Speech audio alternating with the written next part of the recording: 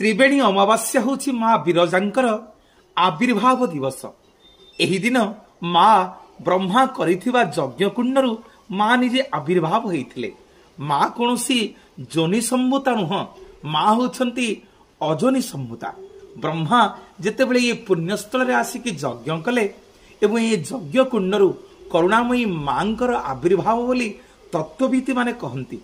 ए पवित्र त्रिवेणी अमावास्या रे माँ विरजा निजे जन्मग्रहण करथिले ए यज्ञ कुंडरू। सेतेबेले कश्यप मुनि प्रधान आचार्य होई ए यज्ञ रे पौरोहित करुथिले।